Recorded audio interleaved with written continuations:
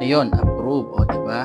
So, yun guys, dito sa video na to, ipapakita ko sa inyo kung ano yung itsura ng likod ng bahay namin. So, ito, nililinis ko yan kasi sobrang dumi, puro graba at puro mga damo, yung mga sinigaan ko nung minsan na hindi ko naman na naayos.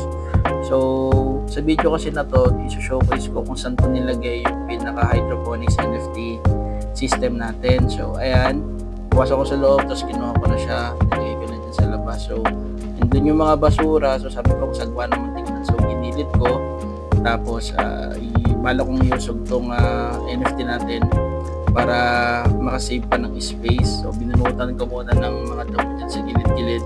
Tapos, ito, ayun na nga battery po, nag-edit ako. Haba na, natapos ko na yung video, nakwento ko na lahat, tapos biglang lobat pala yung mic ko. So, ito ulit tayo. Binabad ko tong ating rock wool.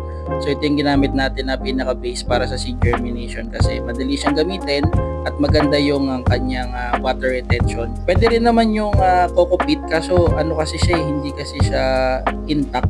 Hindi katulad nito, naka-biblocks na siya. So, nilalagay lang natin yun dun sa pinaka parang tray para organize siya. So, ito, inayos ko lang muna kasi yung iba is bumabalentong kasi hindi ko maayos yung pagkakalagay. So, inalign ko lang muna lahat.